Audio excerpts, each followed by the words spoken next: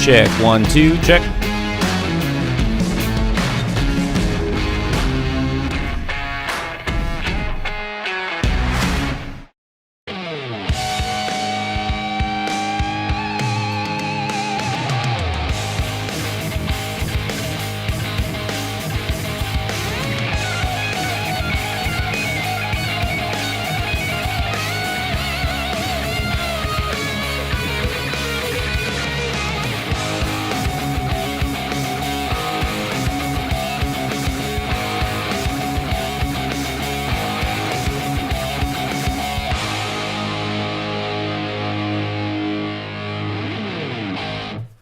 Hello, boys and girls, ladies and gentlemen. We're back with another live stream. It's Wednesdays, 2 weeks in a row. I saw Brandon, I think, say it. I know, it's crazy, right?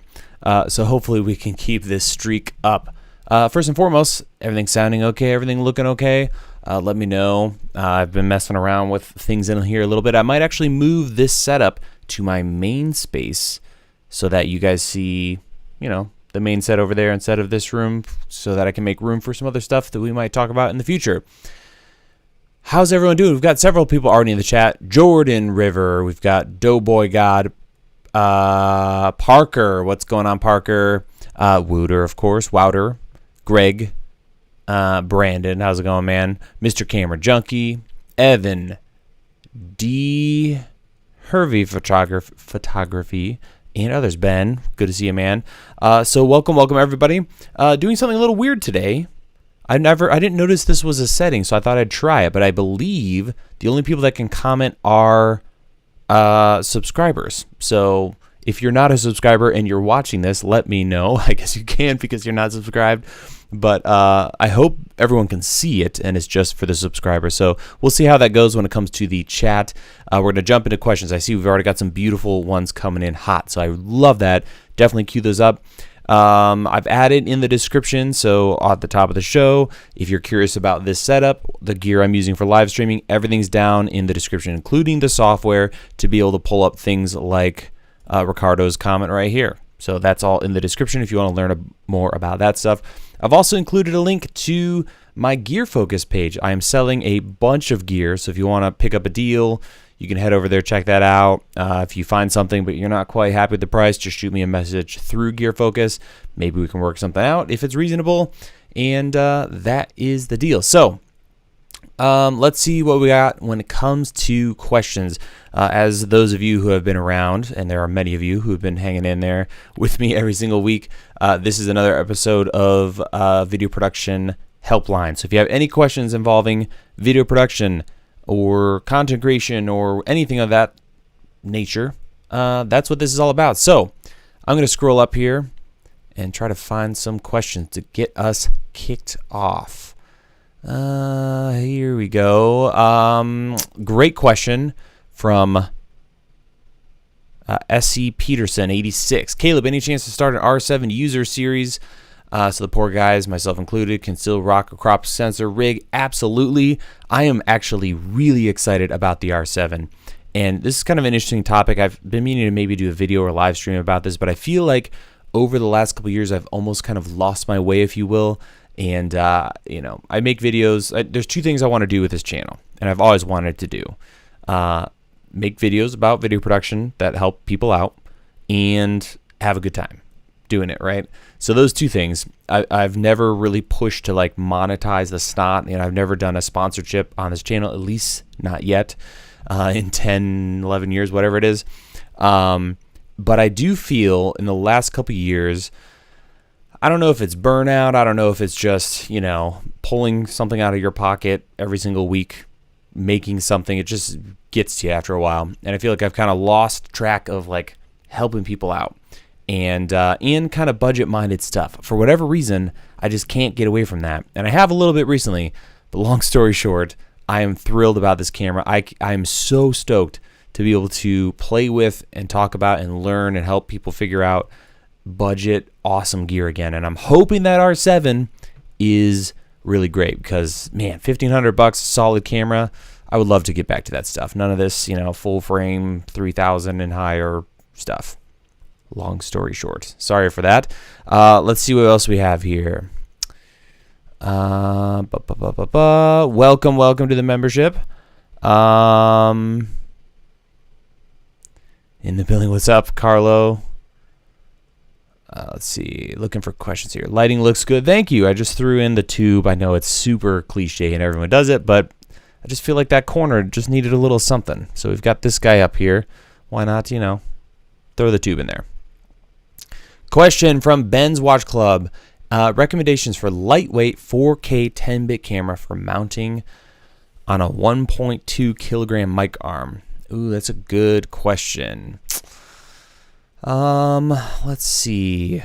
I mean, if I remember correctly, it's been a few years, but the Panasonic G7 is crazy lightweight, and I believe that is also 10-bit 4K. It's probably going to be Panasonic.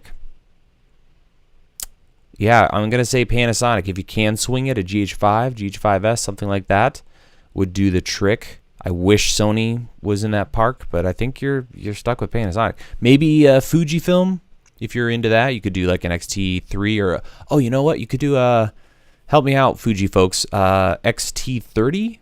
Those are really lightweight. Or X7, XA7. I think that has a 10-bit 4K mode. So there's a bunch of Fuji cameras, not their main flagship cameras like the X-T3, 4, etc. But they have some other stuff that's a little more affordable. So great question, Ben. Thank you, Rhubarb and Cod. Good to see you. Welcome. Mr. Camera Junkie, how's it going? Phil, what's up? Rob, what's up? Dennis, what's up?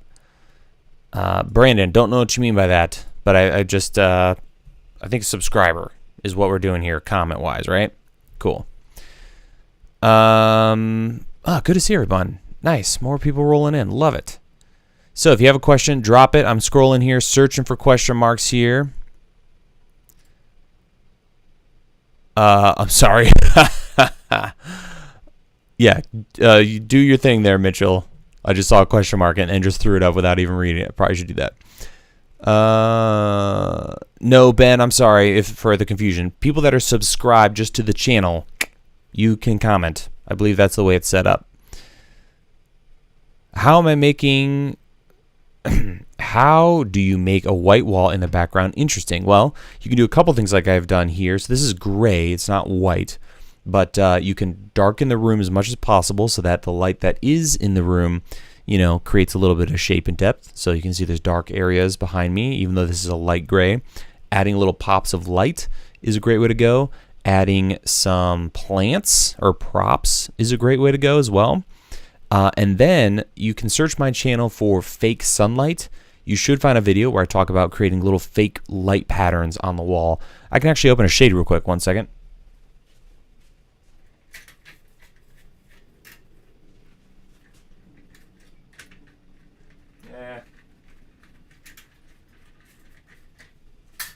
It's kind of cloudy out, so it's giving me this kind of dull light. But if you have direct sunlight, you can create some really nice lines on the wall, and you can do that with lighting and not use the actual sun. So that's a great way to make a wall look interesting. A little bit of artwork goes a long way too. Let's see. Gear Focus 100% legit. Love them too. Yeah, so by the way, I didn't mention earlier, but that's not sponsored. I've just been using and trying their platform, and so far there's definitely some little bugs and things, but for a new company, it's working really well, and I'm enjoying using that and not eBay. Lightweight as possible. Ball head with Arca Swiss mount. Yeah, I would say the G7 from Panasonic would definitely do that. It's super duper lightweight. And I think some of those Fuji cameras would work as well. And those will be a larger sensor, which is nice. All right, filming a short documentary this fall, thesis project at UNC. Nice. Recommendations for an affordable but prosumer-ish audio recorder. C-stands or boom poles. Solid question, Danielle. Don't know what your budget is for these things. Affordable, prosumer-ish. I'm going to say you're probably going to land with something like an H6 for your audio recorder. For C-stands, I like the Impact C-stands. It's actually a brand that is owned by the Gratis Group, which is owned by B&H, I believe, is how that works. But I have a ton of them, purchased a lot of them over the years, really, really solid. So if you're looking for like Matthews grade heavy duty stuff, the Impact is good. Otherwise, if you want to go even cheaper, there's C stands on Amazon that are actually just light stands with springs in them and stuff. But those are still all right for something heavy. So if you just search for C stand, you'll find they have like a foam like handle on them, and they're from companies like Neewer. And then boom poles. So I just did a video on gear under $100. In there, I talked about a really cool cheap boom pole. If you're talking about audio boom poles, I've done a video on those in the past. Rode makes a really cheap boom pole. My favorite is the K-Tech. K-T-E-K, I believe is what that is, Daniel. And they make some great stuff. Brandon Talbot, $20 donation. Wanted to pull the trigger on a powerful RGB light. Nova 300 was what I was leaning to, but the aperture dropped to 600C. What are the pros and cons?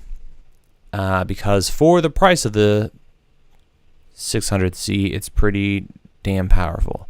What are the pros and cons? Because for the price, the 600C is pretty damn powerful. Okay, so pros and cons of those two lights are the 600C. So the 600C is just going to be more Nova 300C, so it's much wider. It is a monstrous light, so just keep that in mind. Like the Nova 300 is somewhat manageable.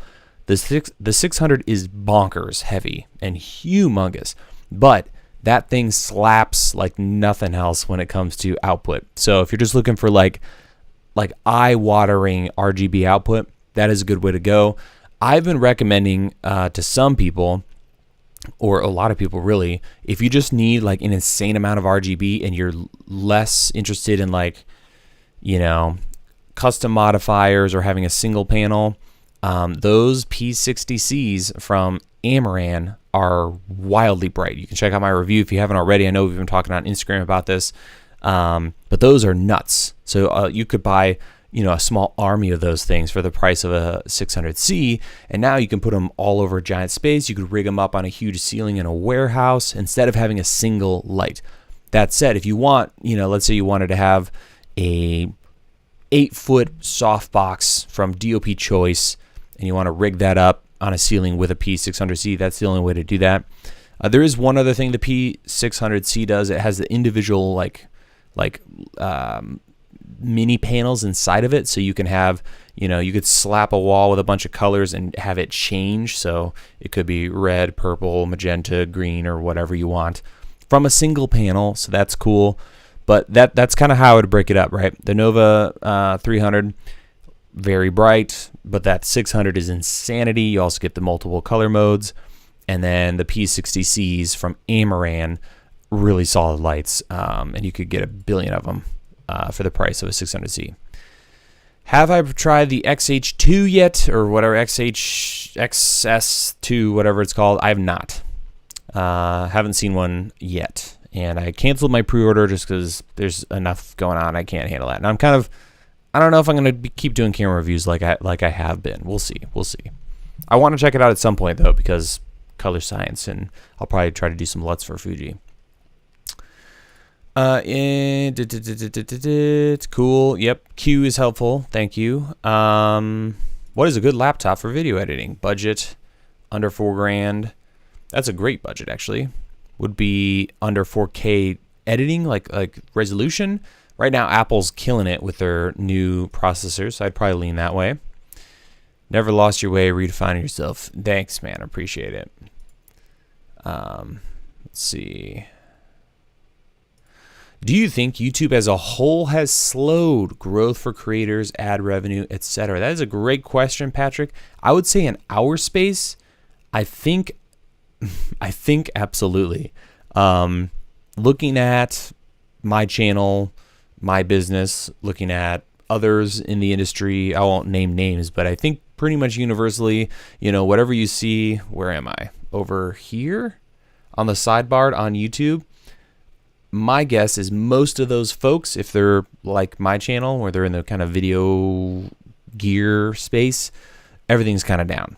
Now, that's not across the board, but I wonder, I feel like for me at least, it kind of started oh my heavens, forgot to mute my phone, 2021-ish. it just started kind of slumping out. And I don't know if that's people just less interested in this hobby or this industry as a whole, or what it is, or just who knows. Maybe it's because no one can get anything because of chip shortages and all that. I don't know the answers. I'm not a macroeconomist, economist, there's the word. But I do think it has slowed down. I can't say for the whole industry though. And I'm kind of a weird bird. Like I'm not the traditional like influencer type. So I don't know. But I feel like it has. I don't know if that answers your question. Part of me hopes that, you know, a lot of us that are doing this now can like get through it, but I kind of hope the future generations are just like, silly influencers. We don't need that. But that's kind of a whole nother conversation. What do we got in here? What do you think of the new camera? How do you think it compares to the Sony a7 IV? I don't know. I haven't tried the XH2S. There it is. But my guess, like other Fuji cameras, the image is going to be fantastic. I've always loved, you know, the Fuji look, and I'm really curious to try F-Log 2, and I will at some point, I think. Maybe I'll do a video where I compare like current generation, where we at color-wise. Let's look at Canon, Fuji, Sony, Panasonic, I don't know, Nikon maybe as well, or whoever else I may have missed there. But that's mainly what I'm interested in. But I think autofocus-wise, the menu system, it's still going to be I have never fully committed to Fuji. I've always wanted to, but there's enough stuff where it just bugs me. So yeah, let's see. I have one I might take to Discord as well. An experience with Bluetooth apx low latency audio transmitters, monitors using Bluetooth headphones. That's a great question, Wouter. And yes, the Discord, I'd be very curious. Oh, by the way, for those who don't know, if you buy a camera guide at academy.dslr video shooter, you get to see this guy a lot over on Discord. Our Discord is pretty dope. A lot of great people there. So that is a good question, man. I haven't messed around with, I've used, believe it or not, Rode Wireless Go's are fantastic for wireless audio monitoring. Super low latency and a great connection. So something to try if you have a set laying around. And Alex Miner, $20 from Alex, your weekly bribe. Hashtag more lighting videos, please. Yes, Alex, agreed. Part of this recent, like me thinking about stuff has been, I want to get away from reviews and get back to tutorials because it's been way too long. I kind of honestly got just, I think, exhausted from creatively coming up with builds. So 2020, 2020, and 2021, I did a ton of like huge desk setup things, and I want to kind of get back into that. But for a long time, I just like was fried, and so I just started reviewing stuff because it's, you know, it's straightforward, and I can, you know, figure out how something works and share that information instead of having to completely make something from nothing. But I do want to get back to tutorials. Actually, next week is going to be a DIY in the audio department. So if you want to build your own microphone, if you want to build your own SM7B actually for $30 to $100, that'll be next week or the week after or something like that. But yes, thank you for the donation, kind sir, and tutorials. Yes, inbound. All right, what settings do you recommend for shooting in low light, avoiding noise? Canon R6 shooter here. So, I mean, adding more light if you can. If you can't, faster lens if you can't. No matter what, I always recommend overexposing. And something you should test with every camera, and this is going to sound crazy, and some people are probably going to disagree with me, but if you overexpose your footage, even if it means raising your ISO, when you push it down in post, it cleans up a lot. And in some cameras, I've tried this where, because traditionally people say yes, overexpose, but not if you're going to mess with your ISO. I have often found raising your exposure with your ISO and pushing it down is cleaner than setting correct exposure. So try it. Don't take my word for it. Try it, because every camera is a little different. Take your R6, go into a low light area, film at correct exposure, then raise up the ISO, overexpose it, bring it down in post, and see what happens. Try it. You might be surprised and find that it cleans up better. Welcome RP Movies. $300 RGB tube. That is a good question, Ben. I'm gonna say the Amaran lights, or the, if you can spend a little more, the dadgummit, the Nan light. Let me pull it up here. Actually, let's go here. We'll do a little shopping trip, shall we? Oh my goodness. Let me switch over to B&H. Sorry. There we go. Let's search for Nan light. Was it the 30C? Yeah, the Pavo tube. This guy right here. This is what I would get. Oh, it's on sale. There you go. I'll drop a link in the description, or just shoot it. Yeah, just search for it. Nan light Pavo tube 30C. It's a 4-foot RGB tube, built-in battery, really nice controls. You got these nice knobs here, DC input, and it's on sale for $263. And what else we got here? There's accessories. I've purchased these other holders, and they come with, you can get a little barn doors and a grid for it. So I'm actually selling one used, which is more expensive than this one, so I'm gonna have to drop that price. But yeah, that's probably what I would go with, and it's under $300. There you go. You're gonna save $40. What else we got here? XT30. Okay, boom. There you go. Sony 10-bit. Yeah, we need that. We need that crop sensor from Sony with 10-bit, don't we? Yeah, people are mentioning for oh boy, I'm behind, boys and girls. Yikes, yikes, yikes. Oh wait, it scrolled back up. Let's see here. All right, I'm gonna scroll down here a little bit, see what's up. And if I miss your question, I'm sorry. We're scrolling down here. R7 versus R10, lack of C-Log. Yeah, so Ben, I'm gonna say go R7. Pretty much, if a camera doesn't have log, it's now dead to me. With exception to what I'm doing right now, live streaming. If you're gonna live stream, I'm using a Canon EOS R. RP, there it is. And that doesn't have log, but it's fine for stuff like this, right? But I'm going to say log forever. And if you can figure out log and get a good LUT workflow going, you're gold. 100% go that way. What is a new Fujifilm X-T2S as a filmmaker camera? How does it compare to the A7 IV? I don't know. Actually, the next comment, this guy right here, Gerald Undone, what's going on, man? Gerald Undone, what's going on, man? Good to see you, brother. He has videos on both, so he would be a great person to ask that question. But I haven't played with the new XH2S. Man, I don't know why I struggle with that so much. Yep, Aperture MC is fantastic. Yes, today I just saw. Well, I watched the little intro to Gerald's video. It looks super fun. The $9,000 like baby monitor or whatever. It's fantastic. Richard, in the market for a new camera, looking for a stellar camera for video that's pretty decent for photo with a larger grip.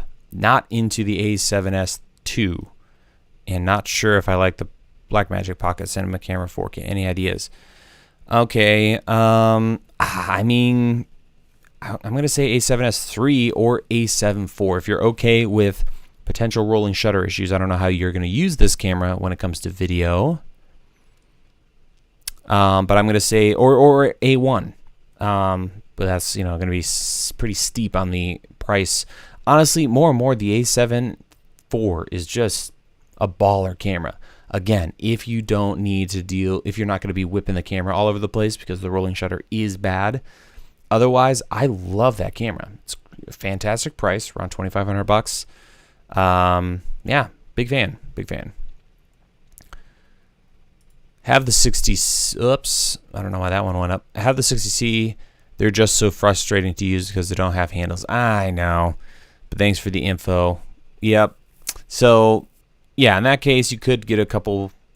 That's another thing you could do, Brandon, is just get like two P300Cs, less output. I mean, if you, and again, the P600C is a fantastic light, and you could totally go for that.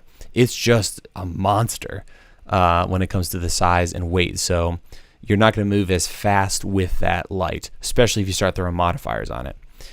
But yeah, you could do a couple 300Cs, and that would also get the trick done. It'd be kind of fun if someone made like a cage for the P60C, like a yoke cage. That would be fantastic. Just kind of take that already great light and make it a little more usable.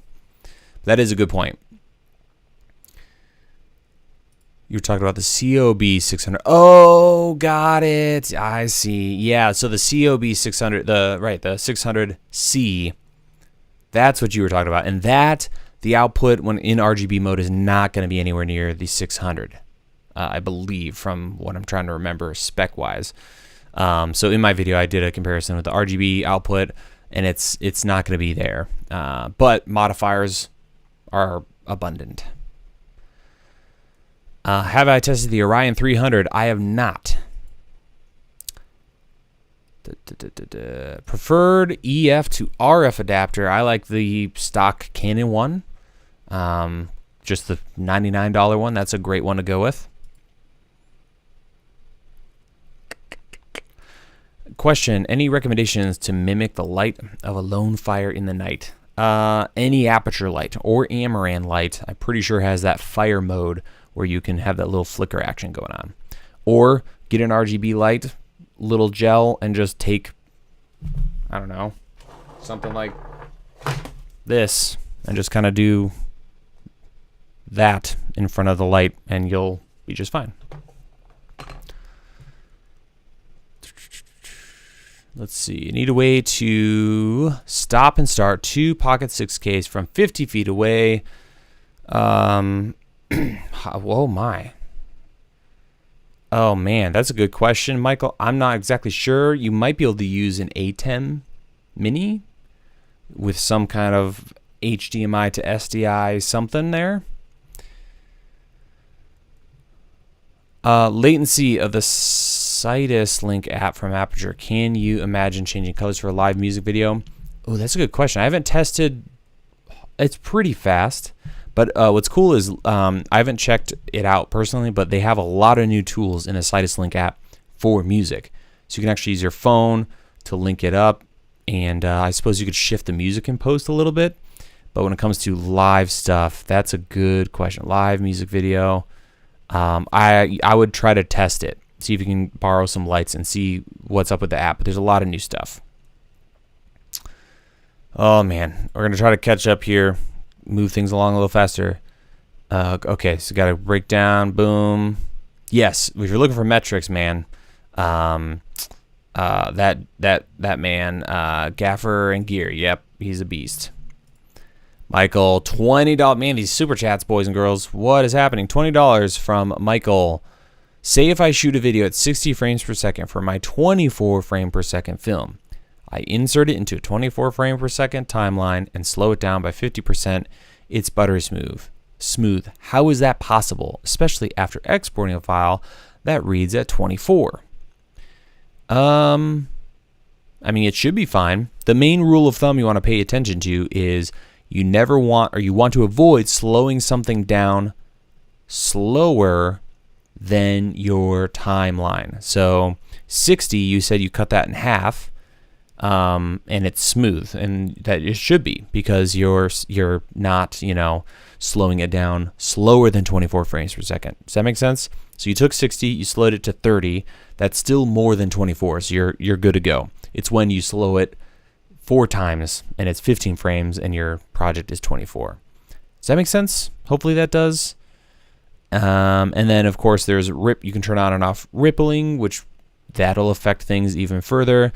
But there's even a lot of interesting workflows out there. I know some documentary guys will always shoot at 60, 4K 60, even if the entire documentary is at 24.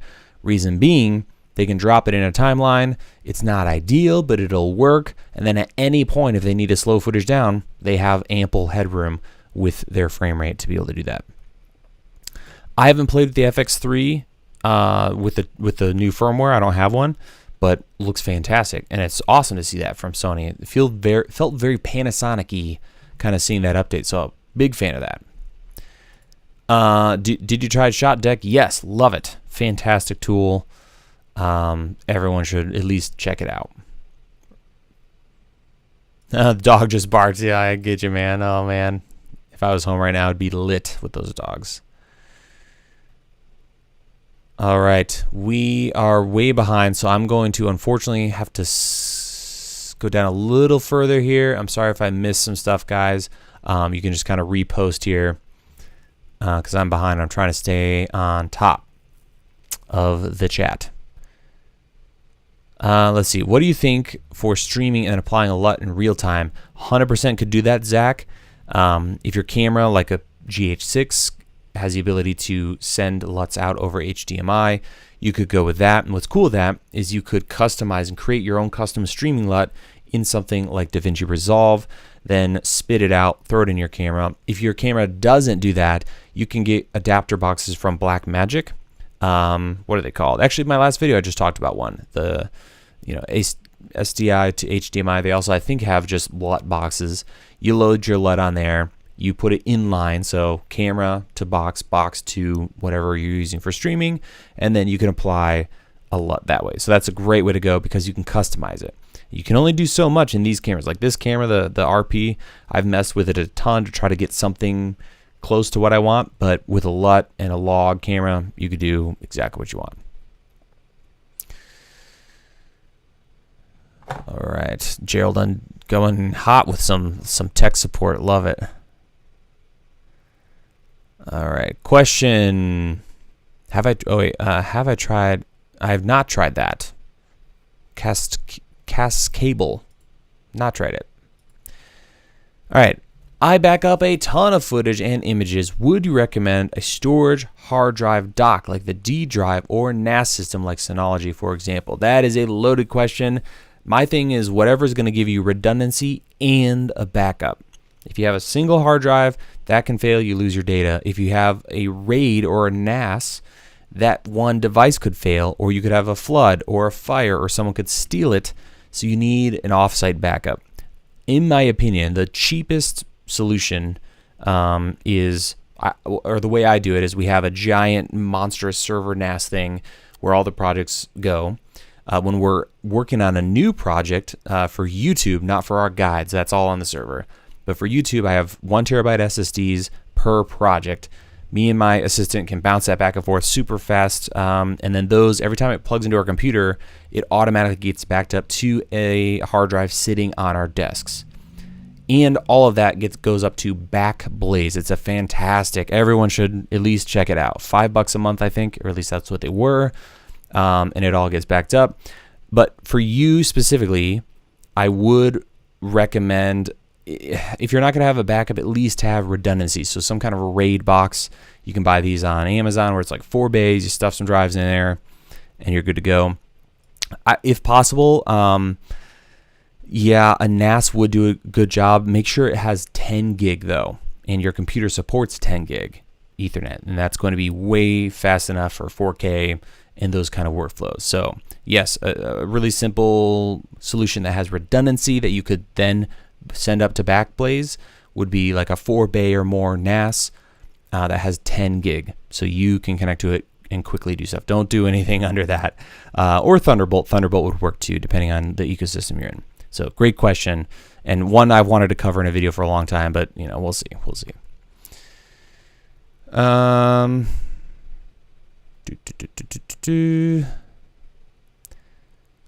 Okay, did you recommend the DD TC1 wireless for multicam productions with legacy cameras? How annoying is it to deal with the crazy audio thing? So I haven't messed with those yet, and I haven't tried that workflow, Richard. It depends on what software you're using. So if you're in Resolve, I've heard it's easier. I don't even think there's a solution in Final Cut, but I'm not positive. So I can't really speak to it because I haven't tried it yet. Hoping to, though. Any recommendations for a decent stabilizer plugin for Final Cut? I mean, when I have to use it, the built-in one is pretty fantastic. I haven't tried any outside of that, so I really can't say, but messing with those two options in Final Cut, it does wonders. Or you could go with DaVinci Resolve, fork out the $300 for the full version. I think that's what you have to do to get the stabilization, but I could be wrong. Gerald Endum would know. Let's see.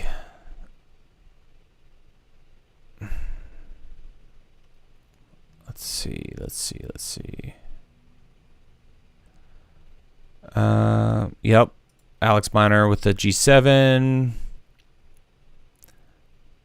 All right, I have the Panasonic S5. It's great for my work. I see you have an S1 guide. Do you think the cameras are similar enough for the S1 guide to work? Yeah, I would say when it comes to vlog, absolutely, that workflow is the same. And when it comes to getting correct exposure, the LUT workflow and all of that, that's all the same. What's different is the S5 has a lot more when it comes to like frame guides and some of the other options in the menu system when it comes to like assist features. So if you don't care about that stuff, the S1 guide will work. If you want every little nitty-gritty detail with, all of the different anamorphic stuff, all that stuff that's new on the S5 that isn't on the S1, then that answers your question. Whatever's different, you're just not going to find it in the S1 guide. Show us your lighting setup. It looks amazing. So I've done that actually in a video, which is in the description. I just remembered I helped myself out by including that. But yeah, there's a video linked to in the description that it shows this entire desk setup and how I put it all together. All right. Here we go. Deity V-Mic D4 Mini, great for on-camera mic. I don't want to keep changing the mic. Yeah, that's a good microphone. $50. I like it. All right, what else do we have here? Thank you for the kind words. Christian, struggling with a Sennheiser boom mic to get between MKH 50, 416, and 8060. So I've not messed with the 50. I have and adore the 416. So I've not tested all of them, but if you can rent them, right? So you should be able to go to, I think Lens Rentals has that kind of stuff. Let's go take a quick peek here. Oh my goodness, this keyboard I changed keyboards and it's throwing me off like crazy. Lens Rentals. Close that. 416. Yeah. So if I were you, wait till you have a gig where you can use them and rent a bunch of these, or find a local rental house. You might get better rates for like a day rate or something at a local rental place. But definitely try them out because you can read reviews and listen to it all day long, but you and what got to try it out, right? Wannabe Films, good to see you, man. It's been a while. I've worked with commercial director DP recently who would like to shoot everything at 60 on the FX6. I'm not a fan of it. I'm not a fan of it for using at full speed though. Yeah, I hear ya.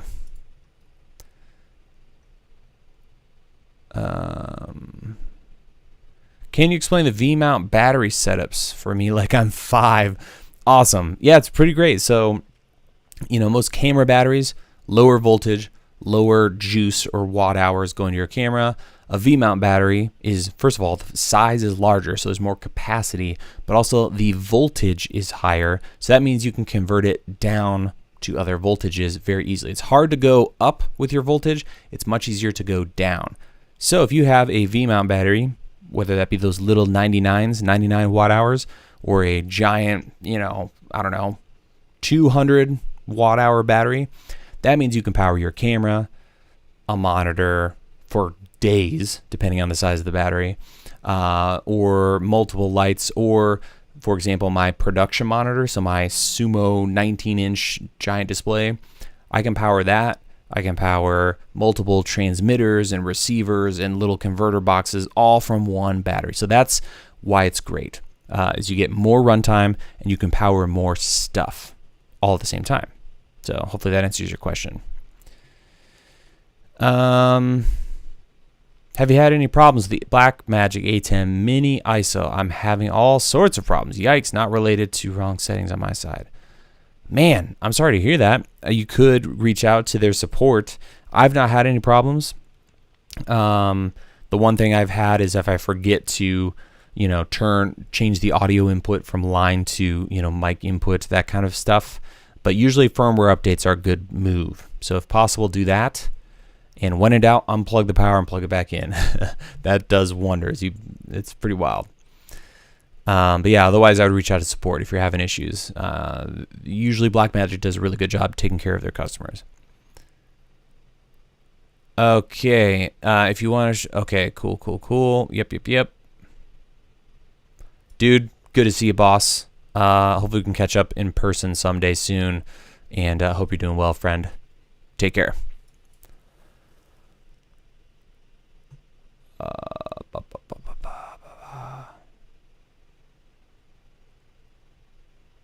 Dadgummit. Sorry, guys. The chat just did the old random hop. Holy smokes, we got a $10 donation from Michael. I want to start hosting my portfolio on YouTube. My fear is that I'll lose video quality, but I've seen some YouTubers export at higher resolutions to avoid that, even if they didn't shoot at that res. I don't know about that. You know, my thing is, you know, if you, I don't know, you could do both, right? Like Vimeo, I haven't been there in like eons, but they're still, at least they were, a better, higher quality way to, you know, share stuff online where you get a higher data rate. YouTube, I mean, I would just put it up there. If anything, I would recommend just a higher, like, don't compress it as much. So if you're, as an example, if you're in Final Cut, export the full ProRes project and throw that on YouTube. Let them compress it. Don't compress it yourself as much, because they'll just recompress it. But I wouldn't worry about it too much. You know, keep the projects local on your machine. Maybe put it on Vimeo and throw it on YouTube. But I feel like there's very few people that are like, I'm not gonna hire this guy because the compression's too high on YouTube. So that's kind of my take. But yeah, as for like up-resing it and then all of that, I mean, you could do some tests, right? Just set all the videos to unlisted. You know, blow them up on your TV and see if it does work. I don't know. Maybe it does. But I've found that those kind of things don't necessarily always, you know, work out. Let's see. Do you hang on to all of your raw footage for your YouTube projects? No. So what we do is for about a year, or the current year, we just keep everything. And then what we'll do is for older projects, one thing I'll do is go back and remove all the A-roll. So this kind of stuff where I'm like, hey guys, today we're talking about blah, blah, blah. Don't really need that. Never going to really reuse that. But the B-roll footage, you know, the really nice, you know, pretty shots of the product, we'll keep that stuff so that because often I'll do like a list video of, you know, these cameras or lenses. So it's great to be able to run back and grab B-roll shots. Then from there, let's say a couple years go by and the NAS is filling, or the server's filling up again. I recently discovered, not recently, but recently started re-implementing Works for X. If you use Final Cut, holy smokes, you've got to check this out. So let's go over here. Works for X. It's these guys. And essentially what this software does is you can export your XML, import it into Works for X, and what it will do is it will, let's say you filmed 20 minutes of B-roll, but the actual video there's only, oh sorry about that, in the actual video there's only 3 minutes of B-roll. Works for X will find all the B-roll footage, it'll chop it down and add 2-second handles or whatever kind of handle length you want to either side. So if your final video only used 3 minutes of B-roll footage and you recorded an hour, let's say, you're only going to have 3 minutes and change of footage once you use Works for X. So we're doing that right now for older years, and it's great because you're shaving off, like every YouTube video I'm getting like 100 gigs back or more. So that's another way to go. Really long answer, but that's the deal, is we keep everything for about a year, then we start trimming it down. We have like different layers of trimming, and so really old stuff, it's very small compared to what it originally was. All right, let's see, what do we got? Best way to recover highlights from a hot window shot on R3D using Dragon Sensor and Komodo. If you can, throw it into DaVinci Resolve and try their highlight recovery, that little checkbox in the raw palette. That thing is nuts and can do some really cool stuff. Let's see. using softboxes in a few sizes and have a lantern softbox. What is the best placement for the least shadow on the face on a desk situation? I mean, the best is to get it closer, right? So if you look at me right now, I'm arm's length from this softbox, but if I bring my face closer, I'm going to be reducing, shadows. It's up to you, right? You can also change the placement. So if I turn and we just pretend I move this light closer or more in line with the camera, it's going to fill in, more of the shadows. So I usually start by taking the light and going 3/4 of the way over. More and more these days, I'm bringing it around, and if I need to, bringing in a little fill. So yeah, try it. Another thing you do is if you can see a monitor, just sit down, look at your monitor, and just do this. Just move your head around, and then you'll see where shadows are landing. So if I like this for whatever reason, that means I need to bring the light up. Or if I like this for whatever reason, I need to bring the light down. That can be helpful. All right. Let's see. You guys taking care of each other in chat. Love it. All right. Using a monitor, Ninja on the A7S III. Will it show focus point? Oh, man. I don't recall, Roz. I'm finishing up my GH6 guide, so all of those stats about what shows up and doesn't over HDMI is a little jumbled in my brain. But I believe that's out there on the internet, hopefully. Ooh, interesting question. Johnny Brooks. Torn between investing in the Canon Cinema line or the FX line for my gear. Any advice, ideas? That's a real tough one right now. Oh, man. I'm going to say if you're going full frame, sorry, my voice is cracking and I don't have my water with me. If I'm going full frame, it's going to be Sony right now, because otherwise you're going to, well, dadgum, that R5C is really good though. You know what, Johnny? I would say it'd be a worthwhile investment to rent one of each. So first of all, figure out, you going full cinema camera, or are you going like hybrid-y cinema, right? Are you going to do like an FX3 versus a R5C or something? Rent them both, and whichever one just speaks to you, go with that. I know more and more my answer is rent, but honestly, when you're making a big investment like that, you want something that's going to take good care of you. So I would avoid trying to just wing it. But if you're not going to get the R5C or the C500, Sony's going to be better for full frame, right? You're just going to be able to get more options with a full frame sensor. Okay, so let's see here. Oh, man. Trying to find where I left off. I think this is where I was. Oh, maybe it was Coalition Gaming. What's going on? Not sure how much you keep up with Intel GPUs, but encoding capabilities. Any thoughts? I don't have a lot of thoughts on that stuff. I'm really bad about computer hardware. Outside of like when I last built a PC or kind of what I'm using currently, which is both old stuff. So GPUs a little more, but I don't know much about the Intel stuff. So, and I'm probably just going to go down the Apple route, the lame, yay, the new chips. So unfortunately not, but very exciting stuff all around, right? Do you ever use wireless mics when shooting drama scenes? I don't use them like at all anymore. I'm sick and tired of wireless stuff. Wireless issues, they just don't sound as good as a mic, a boom mic. So that's kind of where I'm at. But I mean, you kind of have to for a lot of different stuff. So not knocking it, but it's really hard to get right.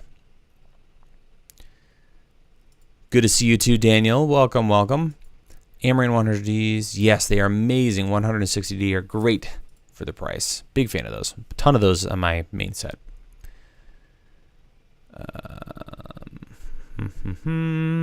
Good, we've talked about that, I think. Thinking about buying Ninja 5 to give. Yeah, I'd recommend you just move on, if that's the question, right? Yeah, I would say upgrade. Go for an R6. You're going to get way more bang for your buck over the Ninja combo there. Do you know of any good color grading plugin for Premiere? I mean, Limitri, I think, is what people use over there, right? I think that's, or whatever's built in. And it's going to come down to your workflow, just your workflow, more than the tool, I would imagine. But I'm not a big Premiere guy.